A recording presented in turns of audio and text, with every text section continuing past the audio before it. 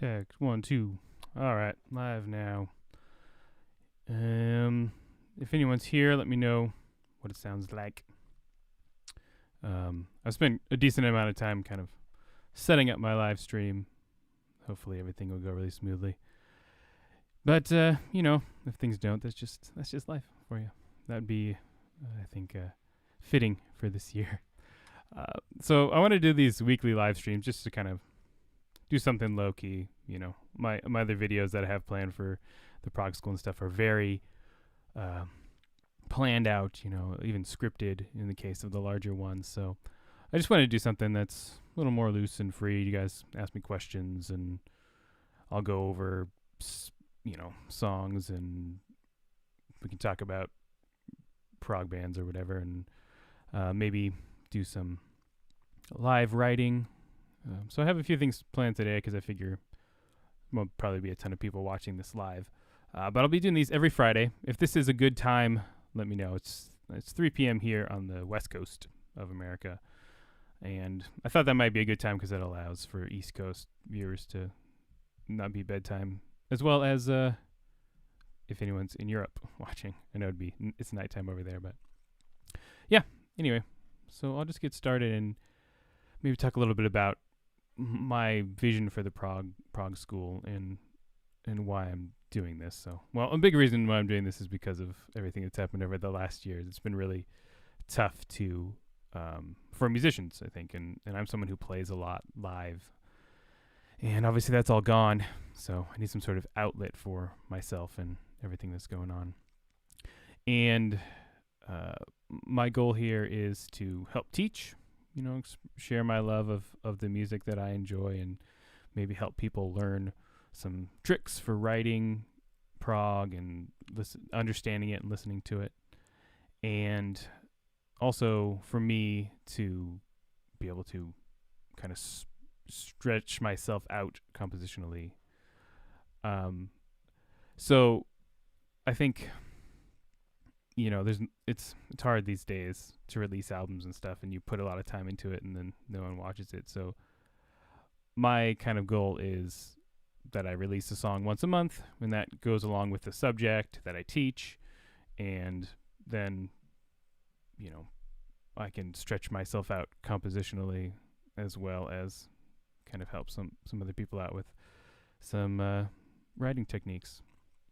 Let me play my guitar, make sure this is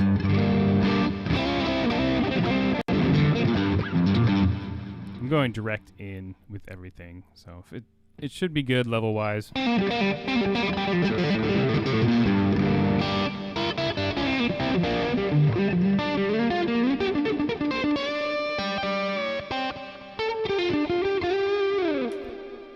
I've tested a few times on the live stream, so what I'm going to do today, I think, just so things aren't going too slow, I'm going to go through the intro music for the Prog School. So if you haven't checked out my first Prog School lesson, which was on the 10 odd meters you need to know, it's on my YouTube channel now. I put a ton of work into it, and I'm pretty proud of it. So go check it out. I talk about 10 of the most commonly used odd time signature grooves, and then go through each one of them, how to understand them, how to count them, and then I wrote little pieces of music for each one. So there's over 15 minutes of music in that lesson. So go check it out. And along with that, I also have an intro that I made. And that's at the beginning of the video. It'll kind of be at the beginning of all these videos. It's a montage of images, and then there's some music behind it. And what I wanted to do was write something that captured the old school prog stuff as well as mixing it with some of the modern ideas, trying to cover the full range of prog in 30 seconds or whatever. And even as it's probably too long. I think of intro music for YouTube channels and stuff is typically like 10 seconds long, but I write prog and I can't write short music, so that's just the nature of it. That's how it goes. Anyway, so here's how this sounds. I've got it all queued up here on my DAW, and I use Studio One, by the way.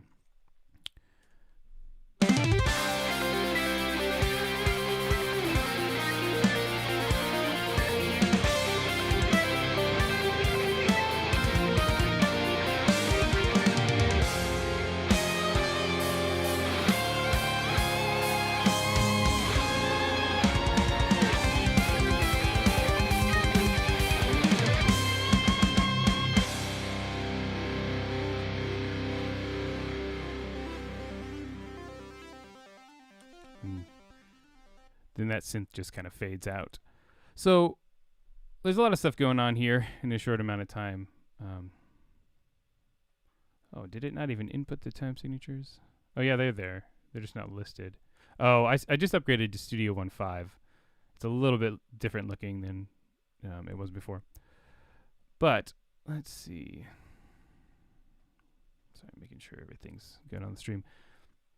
So right off the bat, we can take a look at the drums. Now, I have all the MIDI tracks here still in MIDI. I know a lot of times, depending on what you're doing, a lot of guys will bounce the MIDI stuff to audio tracks just so you don't have to deal with running the virtual instruments. This is a pretty short piece, and my computer doesn't really have any problem running it, so I've kept it all as MIDI. That way I can kind of go in and adjust different settings as I need. But let's take a look at the drums. And for drums, I use Gecko Drums, Modern and Massive. And pretty much everything you'll see on the Prog School, especially for the next 6 months, I've already done 6 months worth of music recorded, is all Modern and Massive. I do have a couple other Gecko Drums sample libraries as well. I have the P4 kit as well as One Kit Wonder Modern Fusion, which is a pre-mixed kit. And I don't use that really on much. Oh, hello. I got someone here. I don't use One Kit Wonder too often. Maybe for some of the samples in the lessons where I'm like, hey, check out this drum groove or whatever, I'll use that because it's already pre-mixed. But I like Modern and Massive because it's really versatile, as well as there's a lot you can do. It's not, it's pretty raw samples, so the mixing process makes a big difference, which I like. Anyway, this is good stuff. We can listen to the drums on their own, and keep in mind this is all mixed already.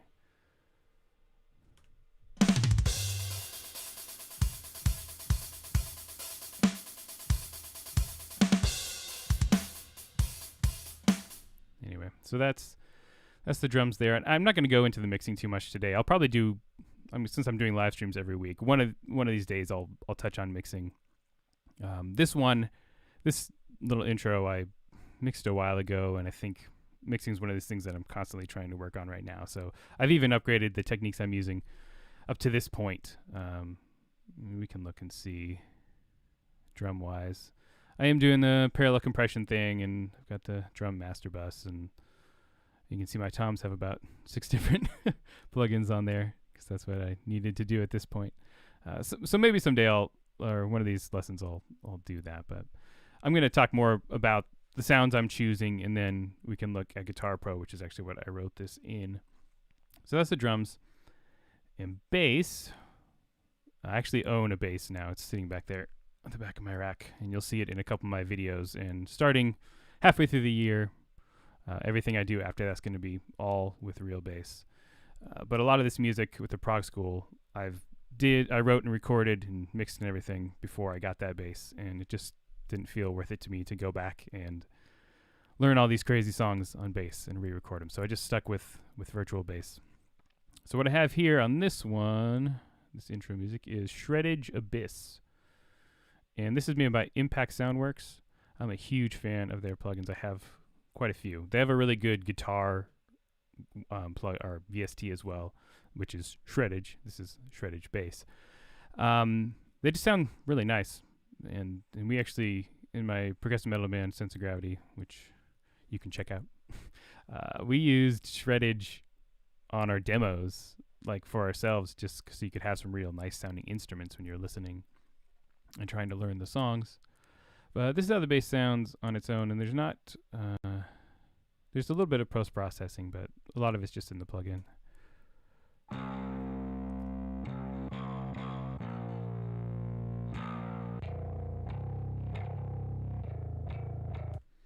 Right. There's a couple things you do in here. I can't remember. This might be a preset I made. Now it's just a stock preset, and I just adjusted a few things just to make it try to sound a little more natural. And there's built-in effects if you want. Looks like I did a little bit of that, as well as some on the post-processing side of it. So that's that. And when I'm using virtual bass, I try to just have it blend in. with the rhythm guitars as much as possible. I found the things that I've recorded with real bass up to this point, which is just a couple things, that the bass signal I've been felt more comfortable boosting it a lot more because I love the sound of the real bass, and I feel like the virtual bass sticks out. But that's the nature of it. You work with what you have, and at the time that I did this, I didn't have a bass. So there's not a ton. There's a couple keyboard parts going on here, and this 16th note run is kind of the main, the first part I wrote for this intro music, and that's doubled here in an organ and the synth.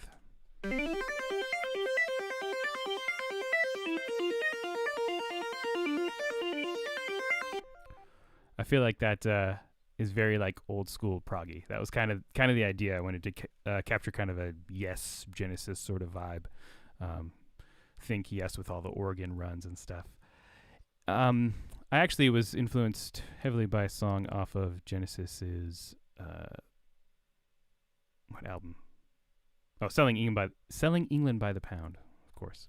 There's a song called The Battle of Epping Forest. It's a big long one halfway through the album, and there's a spot in the middle of that song where it does these keyboard runs. The chords are a little bit different than the chords I'm using here, but it was the idea of these 16th note runs, and I was like, oh, that sounds so cool. So I kind of used that as inspiration to start this piece.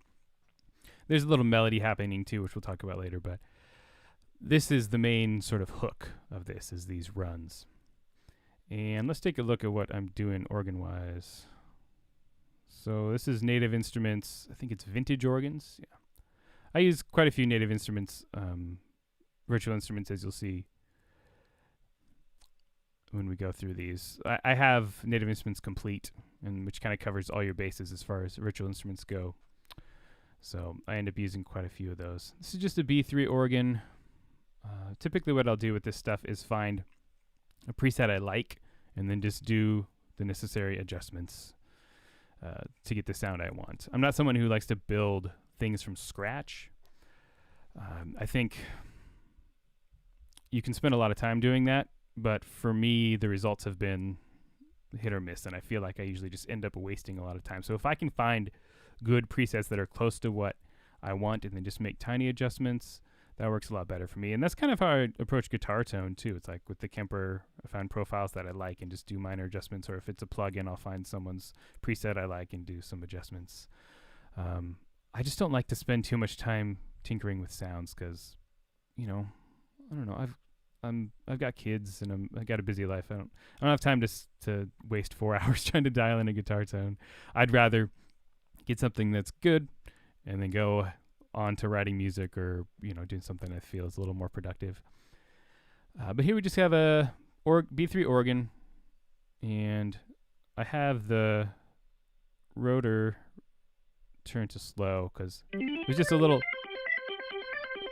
too intense when it's fast. It's a cool sound, but it wasn't really what I was going for here.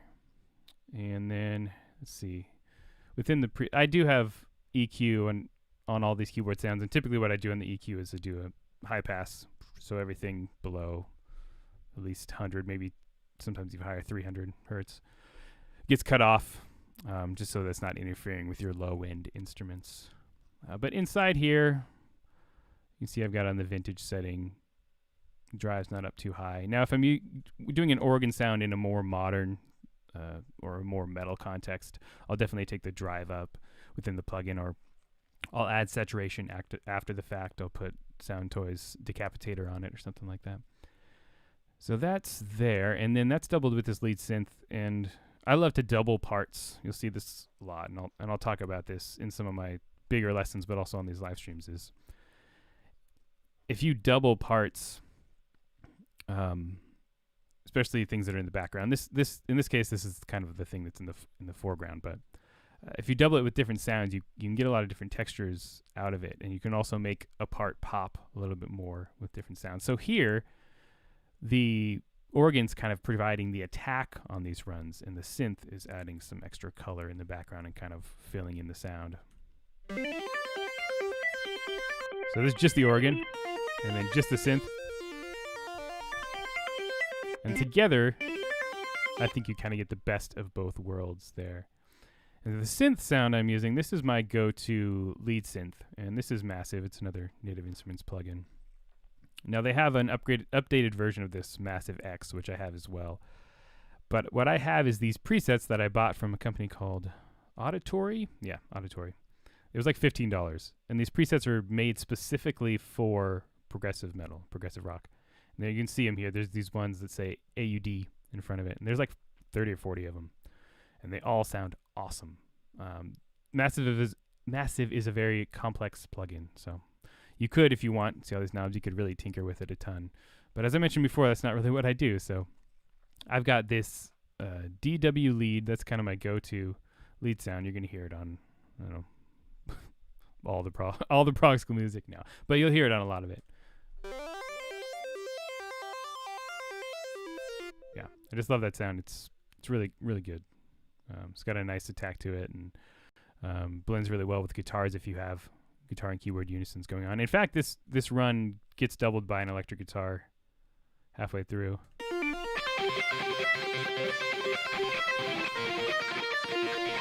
Played kind of sloppily. but yeah, so once you're halfway through, you get 3 of those sounds on there, and that sounds cool. All right, moving on, we have electric piano, and this is kind of playing a melody, and this melody is based off of those 16th note runs. But here I'm using another Native Instruments plugin. This is Hybrid Keys, and I really like this setting on Hybrid Keys. Specifically, it's gentle electric piano, and it seems weird to use something called gentle electric piano on something like this, but it's just a nice tone that blends in with other things. It's not something I'd use if I wanted it to stick out on its own, but mixed in with some other sounds sounds cool, because I have this lead guitar doubling.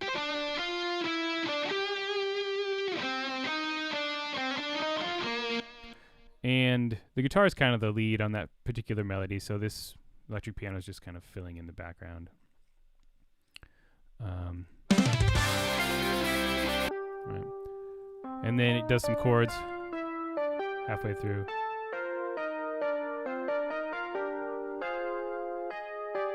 Right. Definitely something just to fill in the sound. It's doubling melodies throughout. And then at the end, the only other synth thing we have here. This is another one of those auditory presets. This is the distorted lead, and that's this kind of square synth that fades out the song. And you'll notice if you're listening in stereo, this is panning left to right. And I believe I actually did that with a plugin. You can do that manually, just drag the pan left and right. And I'll do that sometimes if I want things to pan at a specific time. But here I actually used a plugin by Soundtoys called Pan Man. You can see that there. It's cool. And you can do a lot of really crazy stuff with this. But I just have it syncing up with the rhythm of the song. And kind of, you can hear it.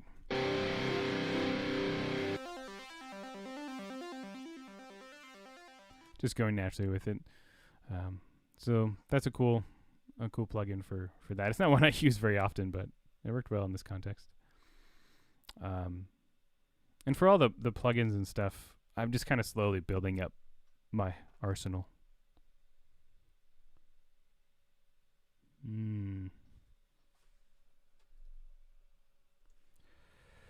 All right, saying there's some phase stuff going on. Okay.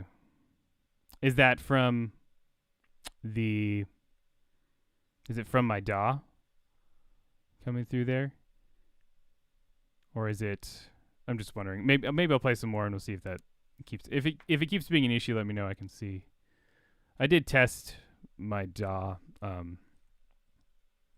the sound from my DAW, and it seemed to work fine when I did a test before, but you know how these things are. As soon as you actually go live in front of people, everything goes wrong. That's just the nature of it. Yeah, so there's not really, let me talk about the guitars, I guess, real fast.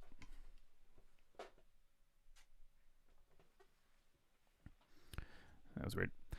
Oh, my camera auto shut off. Great. I'll talk about the guitars real fast. All I have here is those 2 lead guitars I was talking about earlier, and then left and right rhythm guitar. And the left and right rhythm guitar are on 7 strings, and I tuned my 7th string to drop A. That's my carving back there. And what I wanted on this was that old school prog vibe that I was talking about with the keys and stuff, but I also wanted to do East Coast time is good. Good to know. 6 o'clock is prime. Oh, it's probably actually a bad time here on the West Coast because people are still working. Oh, a slow phaser. I think it's probably just the panning, yeah. Some of these synth presets have effects like that built in. So, what was I saying? Oh, 7-string guitar, yeah. So I wanted to bring in some of the modern prog vibe by having some of these metal kind of chugging rhythms as well as the low tuned part. So if we listen to just the guitars.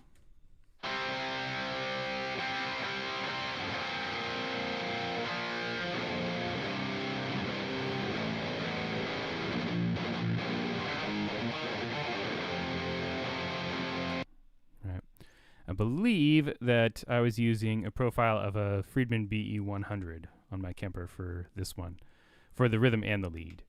I want to say the profile was the Get Good Drums, all the gains. They have a set of Kemper profiles that are really good. Typically, I'd use probably a 5150 for heavier rhythms, especially on the more metal stuff, a 5150 profile or something along those lines. But since this kind of had that old school prog vibe, I think the BE100 sound worked a little bit better. It kind of gives us a little more of that Marshall-esque type sound that most of those bands would have been using. But it sounds good, and keep in mind that there's post-processing on this as well. Just some EQ and maybe a tiny bit of compression. Yeah. And the lead guitars, it's also the BE100, but it's a lead sound, so it's got a little more gain. And here, I just have a little bit of delay and reverb. It's both lead guitars together.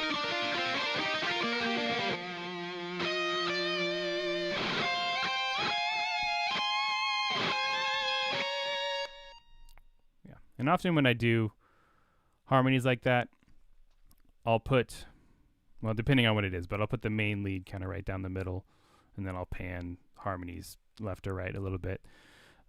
Just kind of so they don't sit in the same spot all the time. So that's all the instruments. Oh, actually, no, it's not. We're going to talk about the really fun instruments. So during this sort of like cheesy epic section in the middle of this intro, we've got church organ and epic choir sounds.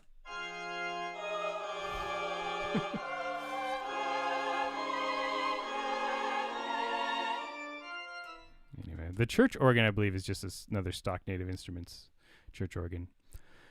And I think on its own, it's not that convincing. But if you mix it in with all the heavy rhythms, it's kind of just like beefing up this part and adding a little bit of this epic quality.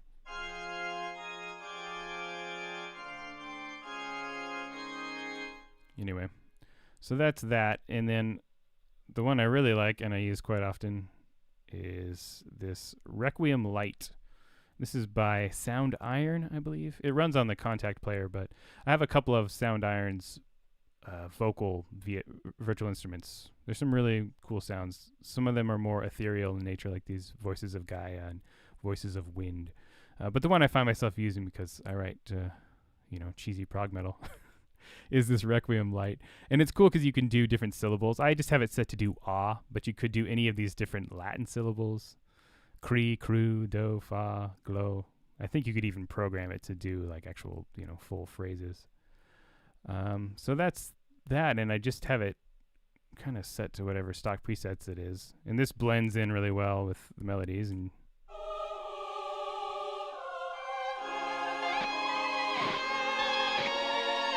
so I do all the melody parts.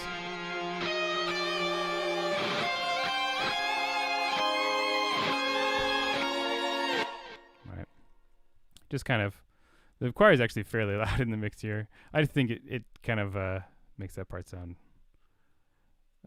much different from the faster part, because you have the contrast of these fast runs and the odd time signatures, and then it's like bam into this 4/4 with this melody. So that's the intro music here, and there's not really much else to say here unless we want to go into the mixing, which I don't think I want to do right now. So let me close that up, and we'll look at Guitar Pro. Get the spinning wheel. There it is. Okay, there it goes. Now, the way I write is almost always into a notation program. For the longest time, I used Sibelius, and I still have Sibelius. But that's all I used until a couple years ago. And now I write mostly into Guitar Pro, especially for this rock band-based stuff. If I'm doing more orchestral things, then Sibelius is better for that. And in fact, I prefer Sibelius overall, but the thing is most guitar players and most people playing prog and rock, they use Guitar Pro, so that's kind of why I use Guitar Pro. And I know a lot of more modern players will write into their DAW, and I'm obviously very comfortable using a DAW. I do it all the time, but that's not something I grew up doing. I'm kind of like between the ages of people like handwriting all the music out and then, people that putting it right into their DAW. So I always write into notation. It's just what I'm used to doing, and I can write the fastest that way. And I can I can visually see it all laid out. So I went to music school, like a traditional sort of music education. So I'm super comfortable with reading music. And when I am able to look at the things all stacked up, I can get a much better feel for what things are going to sound like. And it's really, I can quickly play back and say, hey, this is going to work out harmonically, or these things are clashing or whatever. And once I finish writing in Guitar Pro, which gets me probably 95% of the way there, honestly, when I'll export it to MIDI, and that makes it really fast to just drop in my DAW, and then I just have to choose the sounds I want. And when I get into my DAW, I do leave myself open to changing some things as it goes. So I'll add more instruments in double parts, or maybe I'll cut some things out if I don't think they're working well within the context of a mix with real guitars and your better virtual instruments. But when it comes out of Guitar Pro or whatever notation software I'm using, it's usually 95% of the way there. Like the structure won't change at all once I get past that. None of the chords or any of that kind of stuff, melodies change. Just kind of the specific sounds and maybe the way I play it on the guitar. Because a lot of times in Guitar Pro, I won't notate all the very specific sort of articulations I'm doing on the guitar. I just put the notes in, and then once I record it, I have to figure out how to play it. If it's not something I wrote on the guitar. So I have this Prog School intro session open here in Guitar Pro, and I have 3 different things actually. I'd spent a long time trying to figure out what to write for this intro, something that was gonna, sound appropriate to be an intro for this series, and I did a couple different things. First up was this, which I have no idea what this is. Oh, it's literally just drums. So I had like a rhythm in my head, I guess, and I put it out. Let's see what this sounds like.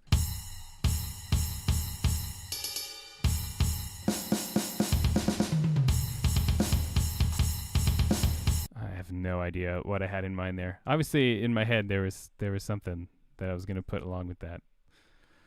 Sometimes I'll just scribble down rhythms. I'll do that on paper. Sometimes if I have in my head, I'll be like, like I have a paper sitting over there with about 20 different rhythms that I'm planning on using in one piece, or some of them. So when the inspiration strikes, I just, write it down or whatever and try to come up with it later. So I probably just scribbled that down because I had it in my head. So it looks like I actually wrote, this is a whole nother different intro from the one I actually used. Let's see what this sounds like. I have no memory of this.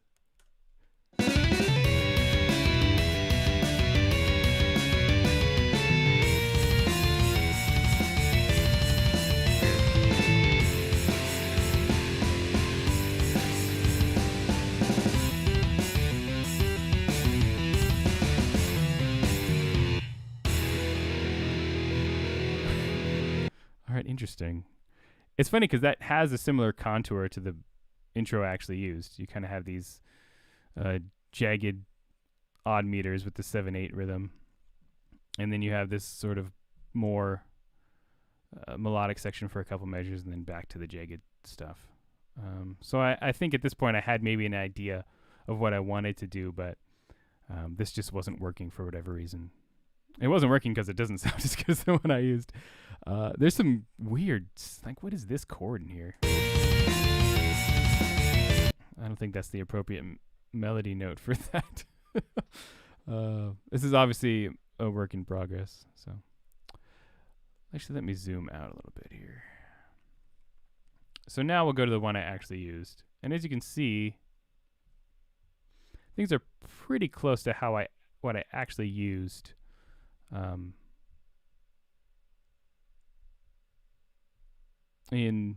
Or actually the parts that I actually played.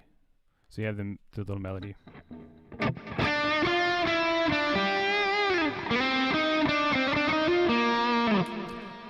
Then you have the 16th note runs happening here. Synth and organ. I actually had both parts written in. You can see all the instruments I have on the side. Actually, it looks like I had strings planned originally. Yeah. This is a violin down here. I actually didn't end up using strings in the final piece. And that's an example of maybe something that changed as I got in the DAW. I probably tried to use strings and then realized that it wasn't working very well. So, you got to make adjustments as you go for what works for you. You can see here's our 7-string rhythms. A lot of sort of power chords chugging on the low strings.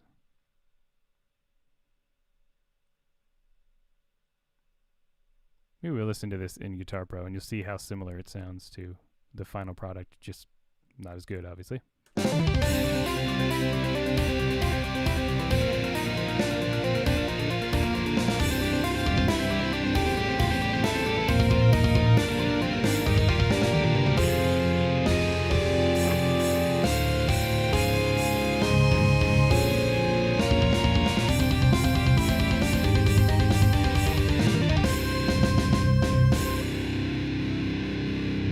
Yeah, it's pretty much exactly the same. Obviously, you don't have things like the choir samples, and there's a few different sort of tones, but pretty much that's how things are here. Now, I actually have, maybe I should put these up for sale too.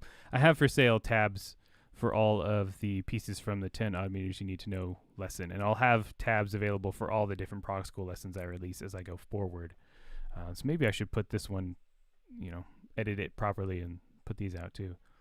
But there's a lot of things here that I would do differently if I was trying to actually make this readable for musicians. Like, you can see the stems are going the wrong direction, so they're just going into each other. Now I have sent some of the newer Prog School music off to a friend of mine to put real drums on it, which I'm super excited about. And when I do that and send it to someone to learn, like, I'll make sure it's notated as properly as possible for the person to read, assuming it's someone who reads music, just so it makes it a little bit easier for them to figure out. So if I was going to try to do that, in something like this, I'd probably have to flip the stems like so, and I would just go through and do that throughout. The other thing I might do is, you notice I'm using 2 different voices on the drums. So there's one voice that's doing just the cymbals and then one that's doing the kick and snare. For me, I visualize it a little bit better that way, but I know I've talked to drummers, and a lot of times they'll prefer it to be just in one voice. So that's maybe something to keep in mind if you ever are sending something out to a drummer, is like they might prefer to not deal with 2 different voices because it's a little harder to read that way. All right, so let's take a look at this run here. I should probably play some guitar at some point, I think this is the actual...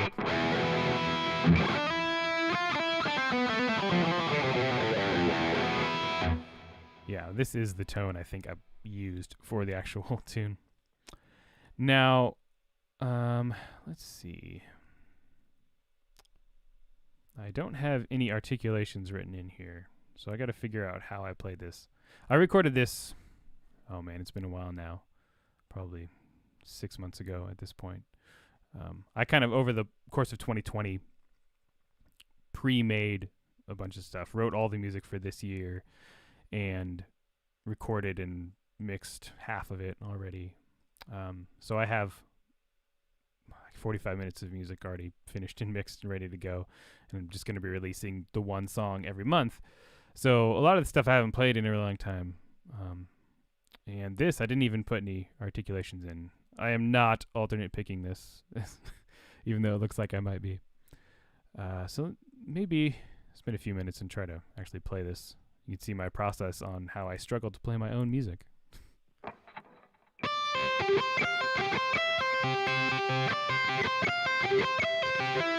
think that's what I was doing.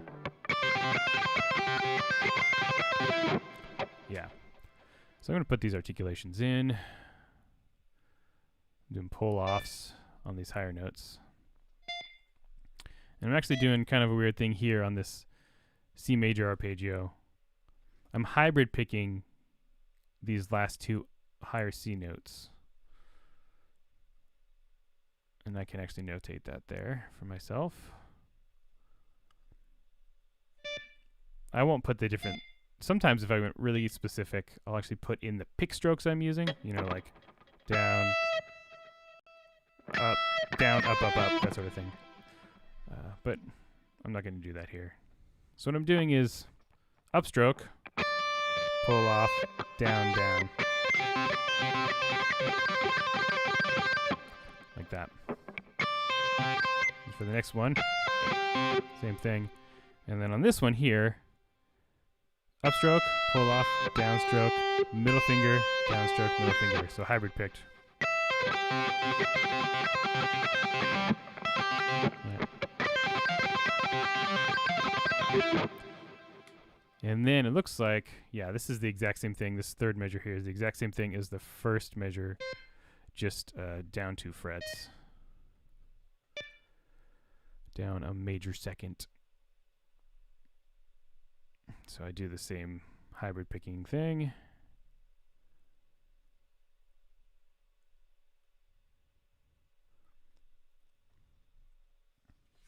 So that looks like this. So up to that point.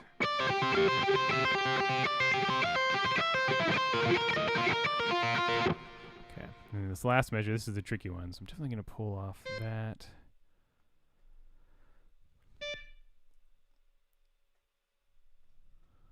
Yeah, how did I get the fourth so clean up to speed? I don't think they were that clean. Well, in this case, I almost don't even want it to be like robotically, inhumanly clean. I think because I was going for kind of that old school prog vibe. If you listen to those old bands, not that a lot of these fast parts were even doubled with guitar in those cases, but if you listen to Steve Howe from Yes, he plays like faster runs. It's quite sloppy. And it's not like I want it to be really sloppy, but I don't think that I need it to be, in this case, inhumanly clean. And on the actual recording, because this isn't the main part, the keys are the main part, and the guitar is just kind of underneath it and kind of beefing it up. Like, the guitar part itself isn't super clean. I didn't actually solo it when I was in the DAW on purpose because it didn't sound that good. I can probably play it cleaner now. But well, I'm just rolling my finger, really.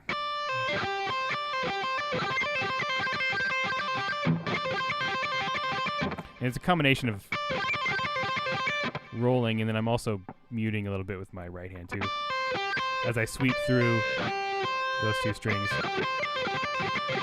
It's a combination of the roll and the muting from the right hand. Hold on one second.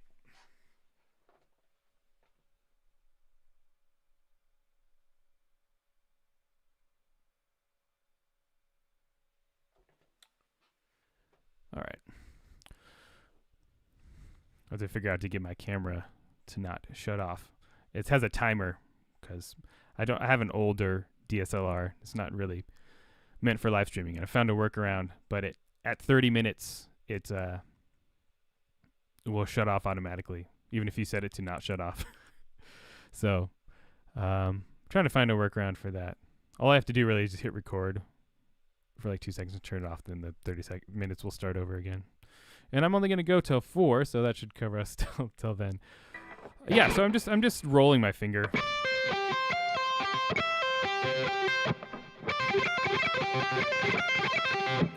Sometimes you can, if you want, do that on a different string because of the way the guitar's tuned. If I did that same pattern down one string,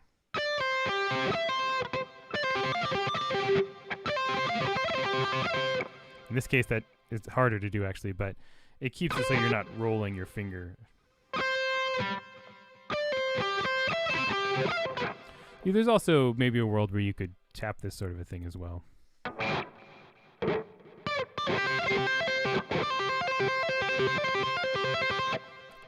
That's the easiest way to play it. That's not really the sound I wanted, though. I wanted more of the pick sound.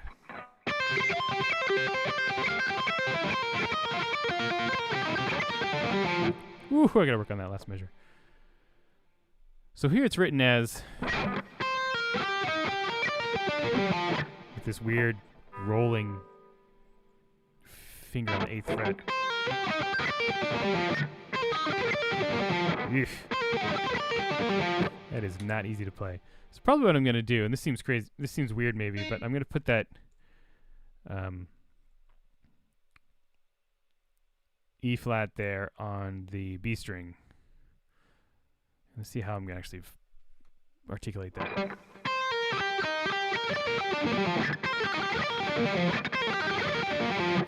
That's way easier for me. It's a bit of a stretch to go from the 8th fret to the 4th fret, but that's how I would do that probably. And I don't know if that's how I did it when I recorded it, but if I was to play this live, that'd be kind of how I'd go about it. I often will avoid, I know I'm doing a lot of rolling of the first finger here on this particular run, but I'll often avoid rolling my finger as much as possible if I can, especially in this case, I'd be rolling like a weak finger.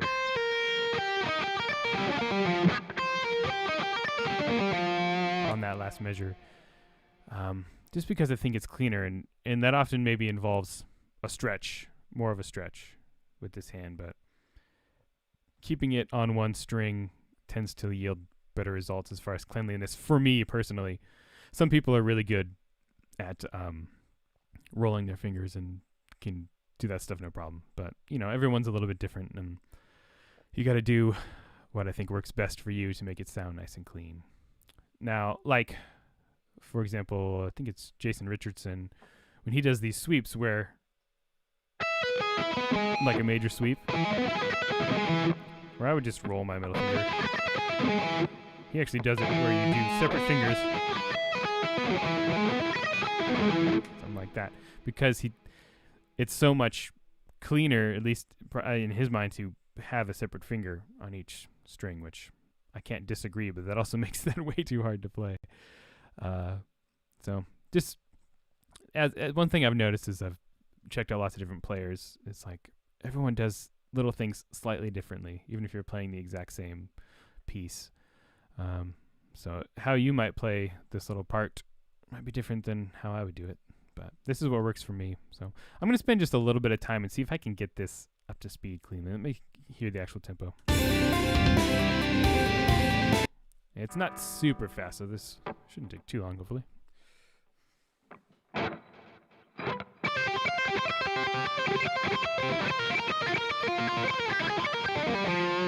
Yeah, last measure.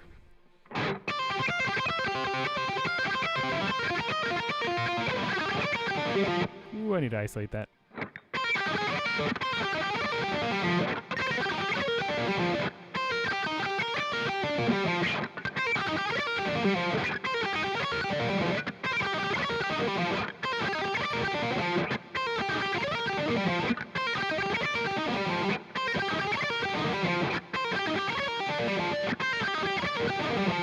Oof.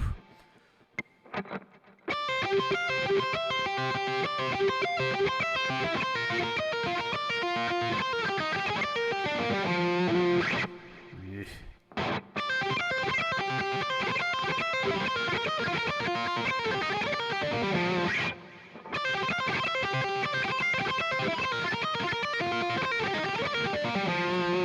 That's a little bit better. Let me try to play along.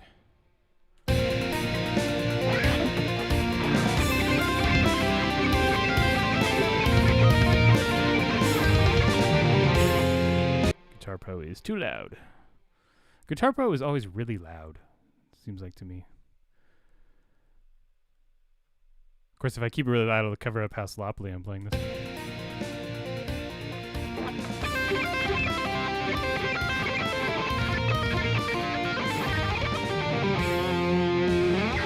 One more go.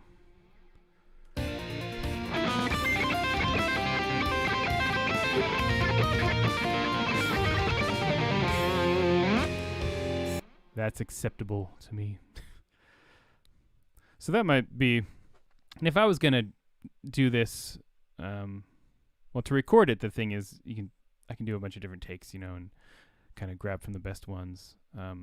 But to do this live, get it nice and clean to play live, I would probably, I'd obviously spend a lot more time on it. I might just isolate a section like this for 20 or 30 minutes and figure out the parts that are really giving me trouble. Make sure I can do it a bunch of times in a row, nice and clean, and then, of course, try to put it in with the rest of the song. So learn that spot, isolate it, get it nice and clean, and then play the stuff that comes before and after it so you can feel how it is to get in and out of that specific spot.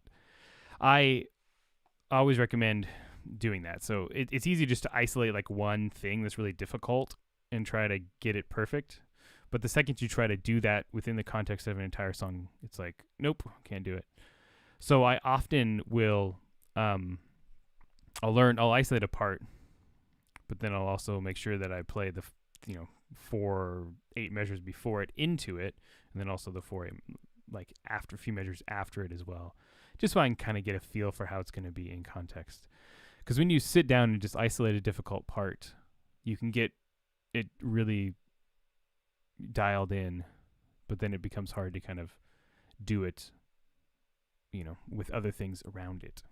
So, is there any other questions from anyone? It looks like I just had a few. I'm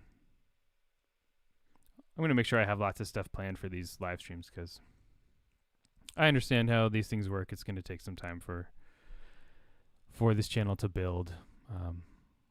But, this has been super fun for me to kind of work on all this stuff and really stretch myself creatively. Let's see. Oh, there was actually something. This is something I literally came up with this afternoon. It's this tapping pattern in 11. First I want to see if I can play it, and then I've got a few minutes. Maybe I'll quickly write some stuff around it, and you can kind of see how I might start to put an idea together into something a little bit more involved. So it's like kind of like a group of, this is in C# Phrygian, and there's like a group of 5. And then a group of 6. 1, 2, 3, 4, 5. 1, 2, 3, 4, 6. 1, 2, 3, 4, 5. 1, 2, 3, 4, 5, 6. Song breakdowns.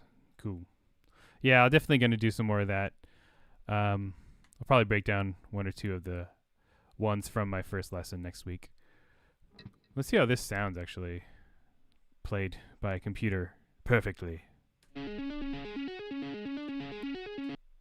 That sounds great. It's a cool.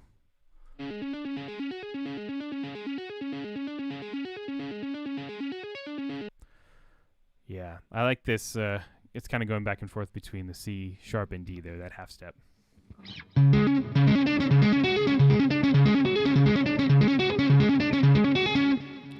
think that's cool. Let's get a little more gain there.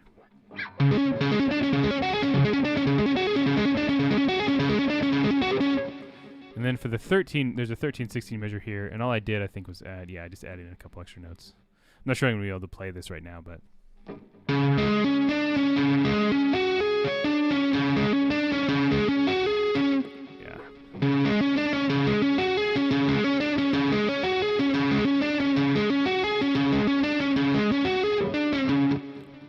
One more time.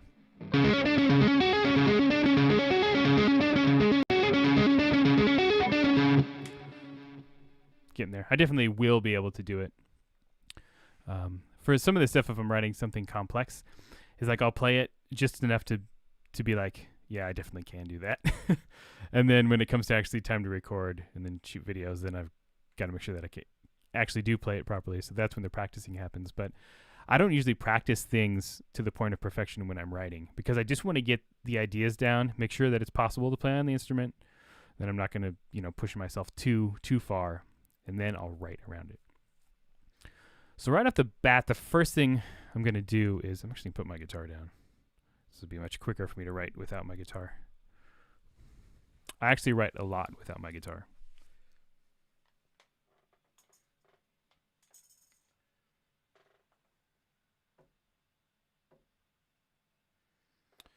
I don't have another guitar stand in here right now for that. Looks like I need to get one. Another thing about the Prog School is it's not a guitar channel. Like my goal is not for this to be a guitar-based channel. I will do some guitar things. I'll talk about guitar lessons, and here on the live streams I'll play and stuff. I'll break down certain riffs in other videos, and I definitely talk about guitar, and I write from a guitar perspective because I am a guitarist. But this isn't a guitar channel. This is focused more on composition and theory overall, and just kind of progressive music as an overarching thing. So, I'm not going to do. In fact, in the main Prog School lessons, if you watch all the ones you release that I've done so far, I'm not even holding a guitar throughout the entire 20-30 minute lesson, and that's on purpose. I think there's tons of guitar channels out there that do awesome work, and there's a lot of guitarists that are way better than me, but I think I have something to offer, my playing in combination with the writing. So I'm going to do drums next here, and this is the only thing I have written for this little piece here right now. I'm just going to see if I can I've got 10 minutes. I'm going to see if I can fill out this section with a groove.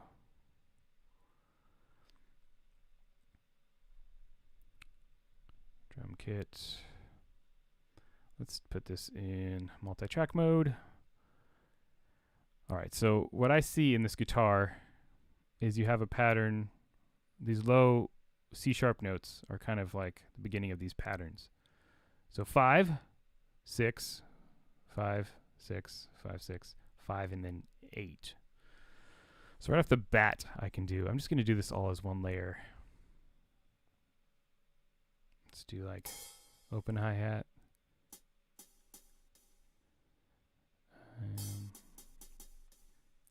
So that's just hi-hat. Right.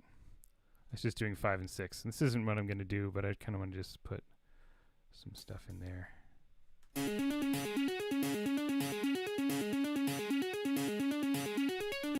Yeah.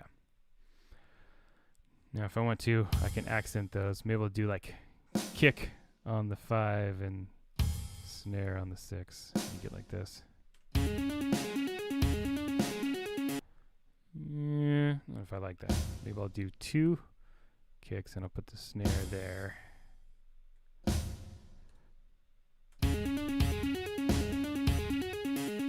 That's cooler. Now, let me copy that across here. See how this sounds.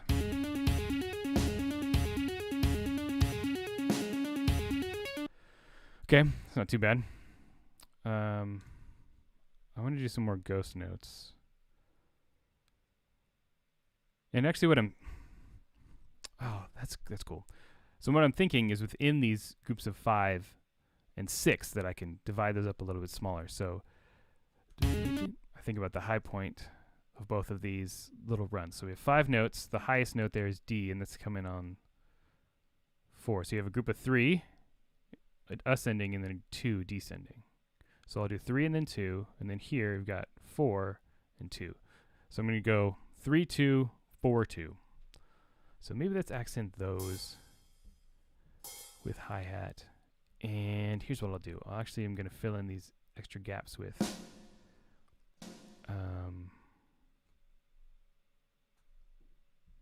ghost notes.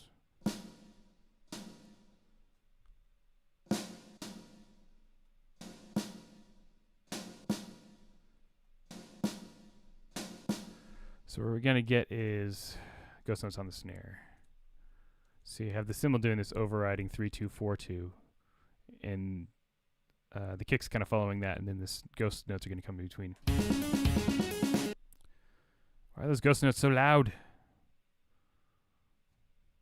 Is ghost notes supposed to be quiet? I'm going to actually manually go in and change the velocities of each of these. Let's see how that sounds. That's better. Let's do more of a closed hi-hat sort of a thing. Ooh, maybe I'll do... maybe I'll cut out...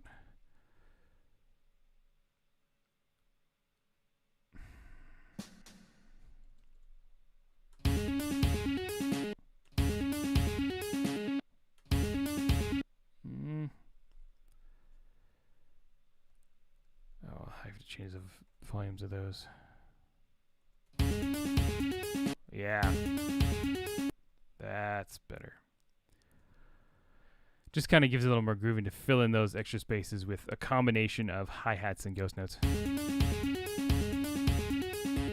I gotta put the snare in now.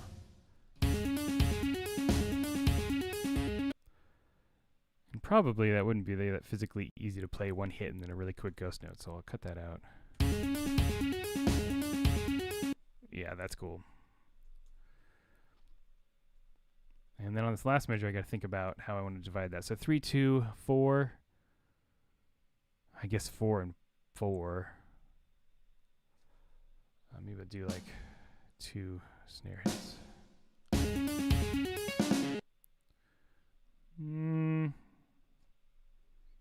I don't think I like that.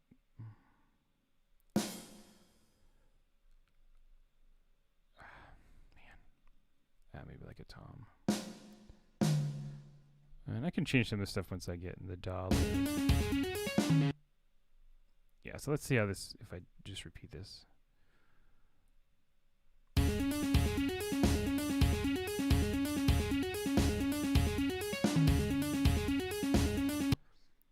Yeah, that's a good start.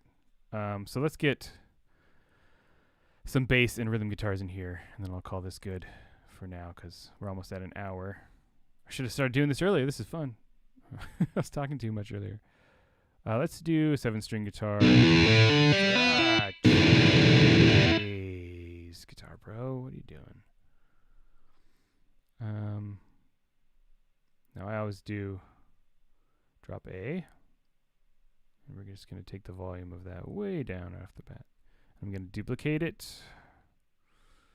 Pan 1 left, pan 1 right, like you would actually do for heavy guitars.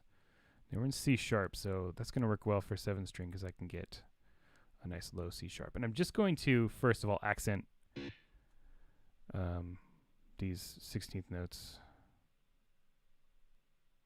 And I'm not going to do the groups of 5. I'm just going to do the overall, or the 3 and 2. I'm going to do the larger groups.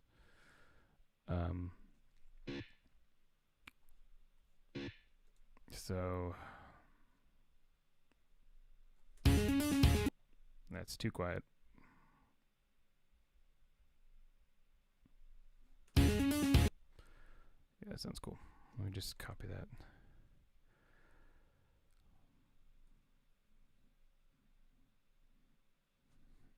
Oh, that's an idea. So maybe I'll have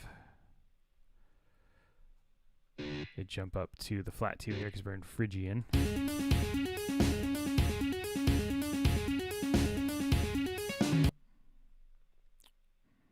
Yeah. Let me put that in the other rhythm guitar. And see how this sounds.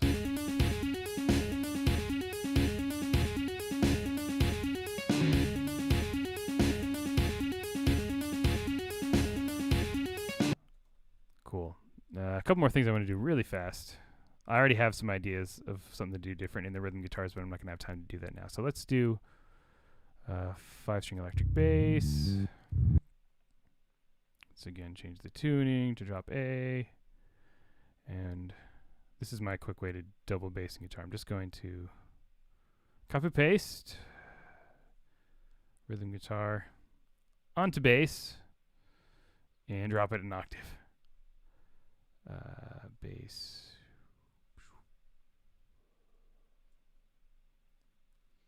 So you can go in here and go octave down, and then you got to change the clef to bass clef. If you like to get really specific.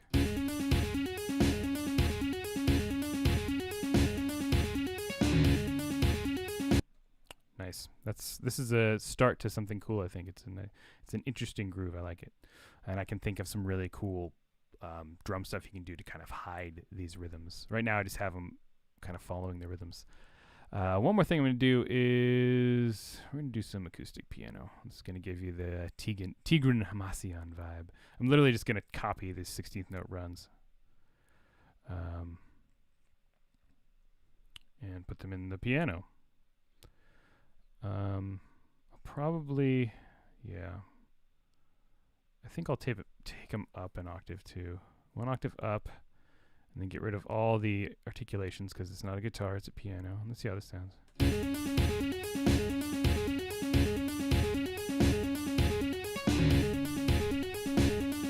Oh yeah. Oh, that's sick. And if you really want to get that sort of genty piano thing going on, you can put the guitar part in the left hand of the electric piano, so you get those. Like zoom. Is that right? Yeah.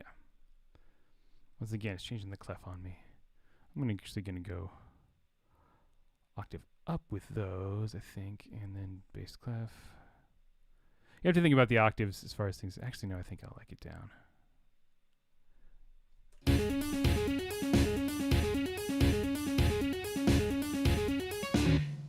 Oh, that's not from the beginning. One more time.